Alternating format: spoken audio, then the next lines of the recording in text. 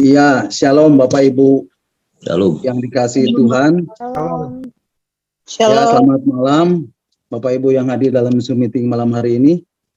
Dan juga teman-teman yang sedang mendengarkannya lewat live streaming melalui Facebook atau melalui YouTube. Selamat malam. Jumpa lagi bersama saya Stefanus Ligijaya di dalam renungan arti kehadiran Tuhan.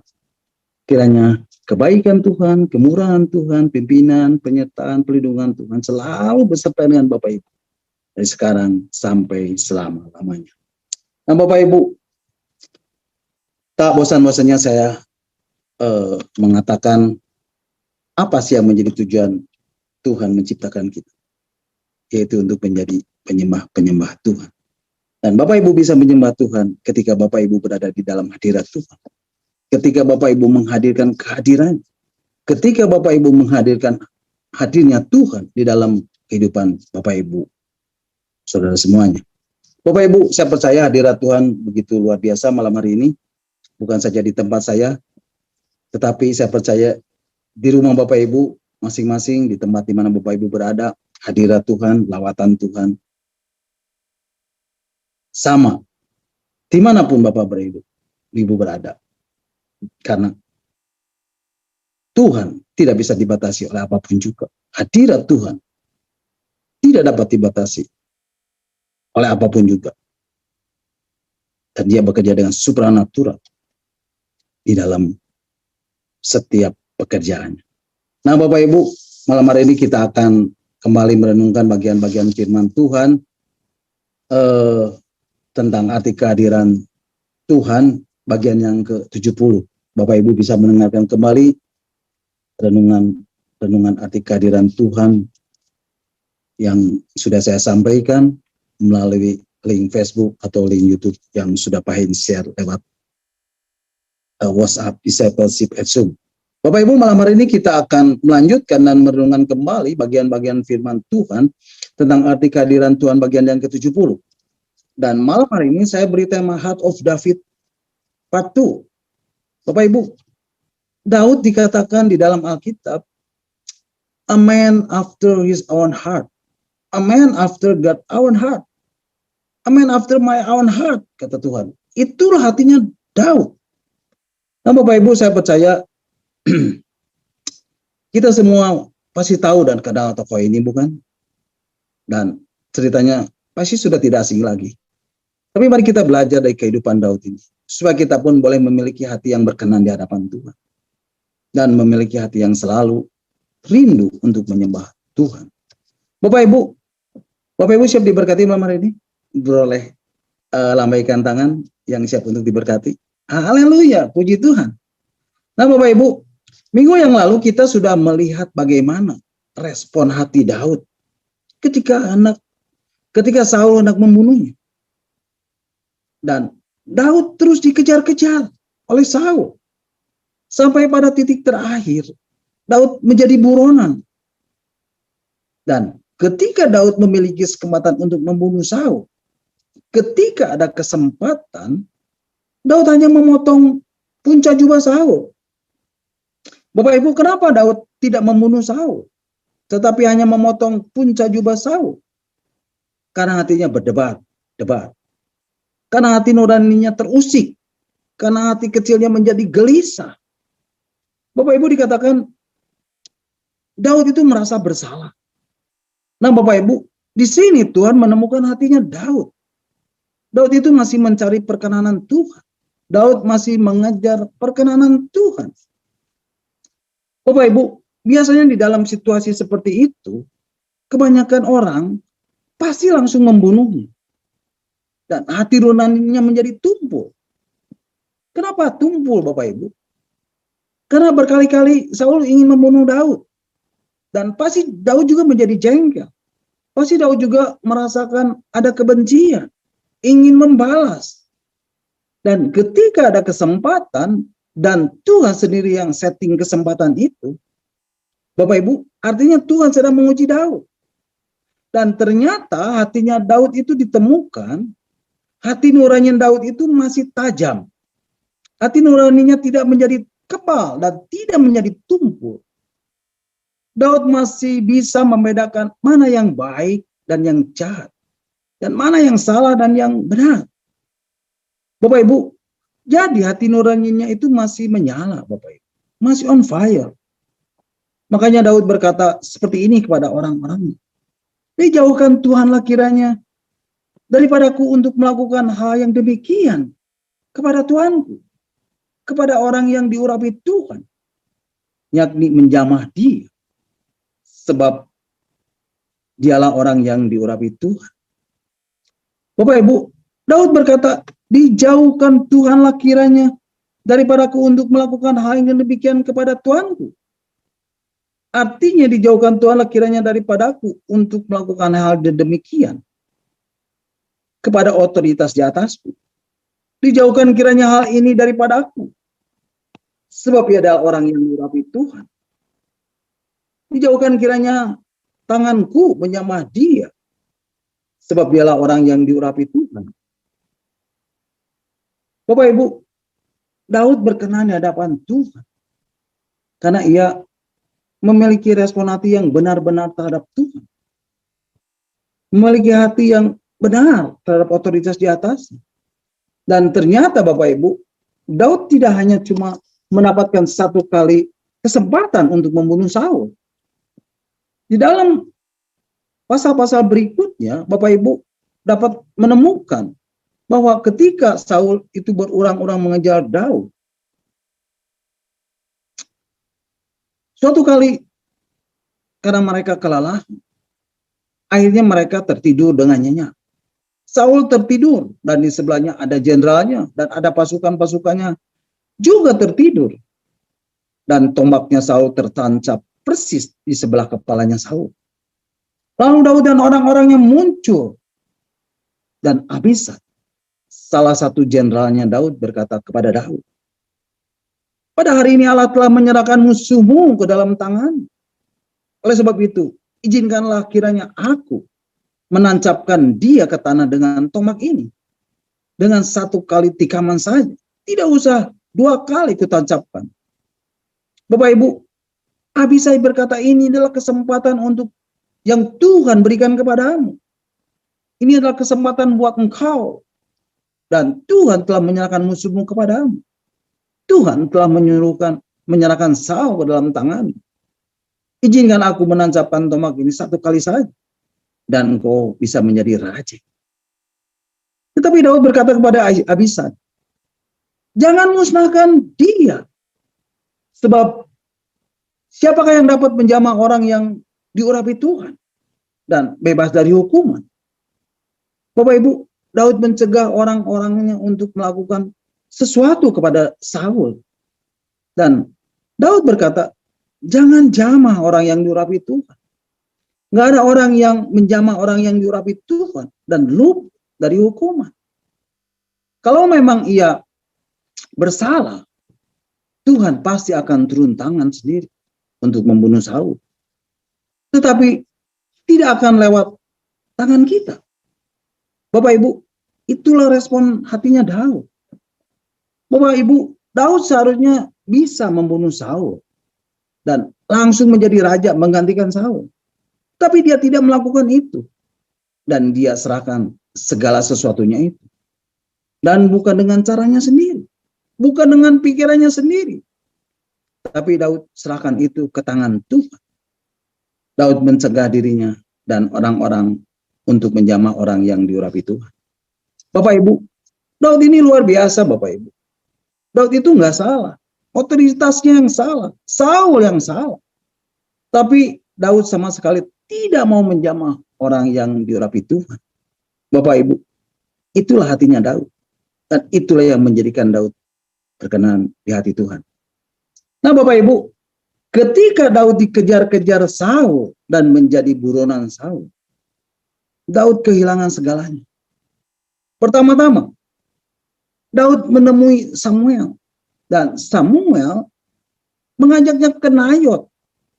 Karena pikirnya, Saul tidak akan menemukan mereka.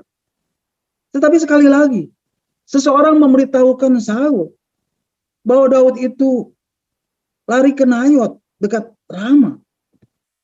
Sehingga akhirnya Daud harus melarikan diri lagi. Dan Daud harus meninggalkan Samuel yang menjadi penopang hidup dan yang menjadi tempat bersandar. Daud kehilangan semua yang mendukungnya. Semua pendukungnya. Segala yang mungkin dia andalkan. Posisinya di dalam istana. Pasukannya karena Daud sudah dianggap menjadi pemimpin 1000. Istrinya Mikal. Sahabatnya Yonatan. Dan yang terakhir ada Nabi Samuel. Bapak Ibu bisa membayangkannya? Bagaimana dengan Bapak Ibu? Ketika tidak ada orang yang dekat dengan Bapak Ibu.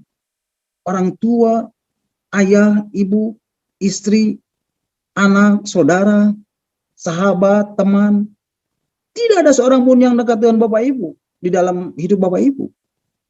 Dan Bapak Ibu menjadi seorang diri dan menjadi sendirian. Bapak Ibu, itulah yang Daud rasakan saat itu. Kestabilan emosi Daud mulai terkikis. Yang dulunya adalah seorang prajurit yang tenang, yang percaya diri, dan sekarang merasakan tekanan dan dalam keadaan depresi. Bapak Ibu, satu kenyataan yang menakutkan Daud adalah kematian yang sedang mengikuti langkahnya. Pernahkah Bapak Ibu hidup seperti ini? Kalau saya mau katakan Bapak Ibu, hidup Daud hanya tinggal selai rambut jarak dari kematian. Inilah yang Daud rasakan. Dan malam hari ini kita akan merenungkan lembah kekelaman yang Daud katakan di dalam Mazmur. Di dalam Mazmur 23 ayat 4. Ayat yang tidak asing lagi buat kita. Mari Bapak Ibu kita akan membacanya. Mazmur 23 ayat yang keempat mengatakan, sekalipun aku berjalan dalam lembah kekelaman, aku tidak takut bahaya. Sebab Engkau besertaku. Gadamu dan tongkatmu itulah yang menghibur aku. Itulah masa yang paling bawah dari kehidupan Daud. Itulah masa yang paling kelam dari kehidupan Daud. Dikatakan sekalipun aku berjalan dalam lembah kekelaman. Bapak Ibu, inilah masa-masa kekelaman itu Bapak Ibu. Dan Alkitab menuliskan di dalam kitab 1 Samuel pasal yang ke-21 ayat yang ke-10. Kitab 1 Samuel pasal 21 ayat yang 10 mengatakan, Daud melarikan diri kepada Akis, raja kota Gad. Mari Bapak Ibu kita akan membacanya. 1 Samuel 21 ayat 10 mengatakan, kemudian bersiaplah Daud dan larilah ia pada hari itu juga dari Saul. Sampailah ia kepada Akis, raja kota Gad. Bapak Ibu, dikatakan kota Gad. Apakah ini memang benar-benar Gad? Itu adalah tempat tinggalnya Goliat, bukan? Jagoan orang Filistin itu. Bapak Ibu, Gad itu adalah markas besarnya orang Filistin. Dan Daud lari ke sana. Apakah Daud sedang mencari kematian? Tetapi dari antara semua orang, dari antara semua tempat, Daud memilih pergi ke Gad dan memilih untuk mencari rajanya. Bapak Ibu, saya pikir Daud ini mau membelot Bapak Ibu. Karena di negerinya tidak lagi dihargai dan bahkan mau dibunuh oleh Saul, rajanya sendiri. Itulah yang dipikirkan Daud. Karena saking depresinya. Karena tekanan di dalam hidupnya. Dan Daud mencoba dengan caranya sendiri. Dan mau membelot kepada Akis, raja kota Gad. Tetapi apa yang terjadi Bapak Ibu? Inilah yang menarik perhatian kita Bapak Ibu. Inilah Daud yang telah membunuh jagoan mereka. Dan dengan sengaja masuk ke dalam markas besarnya musuh. Bapak Ibu, apakah mereka mengenal Daud? Tentu Bapak Ibu, seperti yang Bapak Ibu pikirkan. Dan dengan segera mereka mengenal Daud ini. Mari Bapak Ibu kita akan membacanya di dalam kitab 1 Samuel pasal 21 ayat 11. Kitab 1 Samuel pasal yang ke-21 ayat yang ke-11 mengatakan, Pegawai-pegawai Akis berkata kepada tuannya, bukankah ini Daud, raja negeri itu? Bukankah tentang dia orang-orang menyanyi berbalas-balasan sambil menari-nari? Demikian, Saul mengalahkan beribu-ribu musuh, tetapi Daud berlaksa-laksa. Bapak Ibu, mereka mengenal Daud. Inilah Daud yang terkenal itu. Apakah yang sedang diperbuat Daud, Bapak Ibu? Bapak Ibu, Daud ini tidak bodoh. Daud memperhatikan apa yang mereka perkatakan tentang dirinya. Tetapi Bapak Ibu, untuk keluar dari sarang macan itu, dari markas besar itu, di mana dia tadinya mau membelot, dia harus bertindak seperti orang gila. Bapak Ibu mau melakukan hal seperti ini, seperti Daud lakukan ini, ketika Bapak Ibu mengalami tekanan, ketika Bapak Ibu mengalami depresi berat, dan Bapak Ibu memakai cara Bapak Ibu sendiri, dan tidak mengandalkan Tuhan, tidak berharap kepada Tuhan. Bapak Ibu mau melakukan hal seperti Daud untuk keluar dari masalah Bapak Ibu? Saya yakin tidak ada seorang pun yang mau, bukan? Tetapi Daud harus melakukan hal ini karena tindakannya yang salah. Mari Bapak Ibu kita akan membacanya di dalam kitab 1 Samuel pasal 21 ayat 12 dan ke-13. Kitab 1 Samuel pasal 21 ayat 12 dan ke-13 mengatakan, Daud memperhatikan perkataan itu dan dia menjadi takut sekali kepada Akis. Bapak Ibu perhatikan, Daud memperhatikan perkataan itu dan dia menjadi takut sekali kepada Akis, raja kota Gat itu. Ayat 13. Sebab itu ia berlaku seperti orang yang sakit ingatan di depan mata mereka dan berbuat pura-pura gila di dekat mereka. Ia menggores-gores pintu gerbang dan membiarkan ludahnya meleleh ke janggutnya. Bapak Ibu perhatikan, inilah Daud, jagoan itu. Firman Tuhan mengatakan Daud berlaku seperti orang yang sakit ingatan, berpura-pura gila. Ia menggores-gores gerbang dan membiarkan ludahnya meleleh ke janggut. Bapak Ibu, Daud sudah terhempas sampai ke dasar karang. Bapak Ibu, saya mau katakan kepada Bapak Ibu, ketika setiap orang yang dekat dengan Bapak Ibu disingkirkan, ketika setiap penopang hidup Bapak Ibu disingkirkan, dan segala sesuatu mulai terkikis, saya percaya Bapak Ibu mulai berpikir dengan cara-cara yang berbeda. Bapak Ibu mulai mengganti pemikiran-pemikiran itu dengan pemikiran-pemikiran yang aneh. Dan kemudian Bapak Ibu mulai tidak bisa melihat lagi kebenaran. Maka akhirnya Bapak Ibu terhempas sampai ke dasar. Bapak Ibu, Daud tidak menemukan kelegaan di daerah musuh. Daud yang dulunya memiliki posisi setelah mengalahkan Goliat, sekarang tidak. Dahulu istrinya selalu ada di sampingnya, sekarang tidak. Dahulu dia mempunyai penasehat, sekarang tidak. Dahulu dia mempunyai sahabat, sekarang tidak. Dahulu dia memiliki harga diri, sekarang tidak. Bapak Ibu, inilah pengalaman yang Daud alami. Ketika semua orang berada di dekatnya, disingkirkan. Dan Daud mencoba untuk melewatinya sendiri. Dan bersandar kepada yang lain. Kepada orang lain. Dan hal-hal lain. Daripada kepada Tuhan. Dan akhirnya Daud menyadari. Dan tahu apa artinya ketika penopang-penopang itu disingkirkan. Nah Bapak Ibu, apa yang dapat kita ambil pelajaran? Apa yang dapat kita petik dari kehidupan Daud ini? Yang pertama, karena seringkali penopang-penopang itu mengganti kedudukan Tuhan di dalam hidup kita.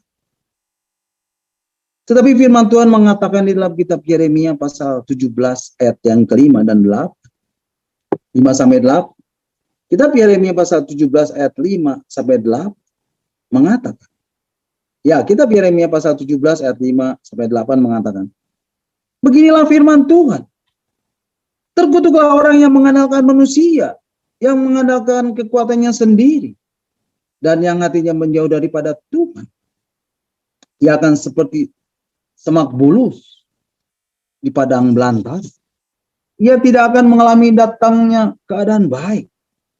Ia akan tinggal di tanah hangus, di padang gurun, di negeri padang asin yang tidak berpenduduk. Diberkatilah orang yang mengandalkan Tuhan, yang menaruh harapannya kepada Tuhan. Ayat 8, ia akan seperti pohon yang ditanam di tepi air, yang merambatkan akar-akarnya ke tepi batang air, dan yang tidak mengalami datangnya panas terik, yang daunnya tetap hijau, yang tidak khawatir dalam tahun kering, dan yang tidak berhenti menghasilkan buah. Nah, Bapak Ibu, mari kita selalu mengandalkan Tuhan dan berharap kepada Tuhan. Kemudian yang kedua, penopang-penopang seringkali membuat perhatian kita tidak tertuju kepada arah yang horizontal. Tetap tertuju kepada arah yang horizontal dan tidak tertuju kepada yang vertikal, yaitu kepada Tuhan. Dan yang ketiga, penopang-penopang hanya bisa menawarkan kelegaan yang sementara. Tetapi Tuhan menawarkan solusi yang permanen. Nah, Bapak Ibu, akhirnya Daud bisa keluar dari kota Gad. Dan Daud melarikan diri ke Gua Adulam. Nah, Bapak Ibu, sampai di sini dulu renungan kita malam hari ini, dan kita akan lanjutkan kehidupan Daud yang berada di lembah kekelaman ini minggu depan. Di mana Daud dikatakan menjadi penghuni dari Gua Adulam. Dan di Gua Adulam inilah Tuhan memproses Daud. Tuhan memulai yang baru di dalam kehidupan Daud. Dan Tuhan membawa Daud menuju tahta dan menjadi raja. Amin. God bless you all. Nah, Bapak Ibu, sampai di sini renungan kita malam hari ini. Dan saya percaya setiap firman Tuhan, setiap kebenaran ini akan mengubah hidup Bapak Ibu, saudara saya. Yaitu adalah firman yang hidup. Dialah firman yang kuat. Dialah firman yang tajam. Yang menembus setiap dimensi. Apapun, sekalipun. Walaupun, bagaimanapun hidup Bapak Ibu, saudara dan saya. Percayalah, ketika Bapak Ibu, saudara saya mencari kerajaan Allah dan kebenaran, maka semuanya akan ditambahkan kepadamu. Amin. God bless you all. Nah, silakan Bapak Ibu kalau ada yang mau menambahkan atau ada yang mau bertanya, nanti Pak Hen akan menjawabnya. Amin. Terpujilah Tuhan. Mari Bapak Ibu kita akan bersyukur buat renungan yang sudah kita dengar dan yang sudah saya sampaikan, dan kita akan berdoa.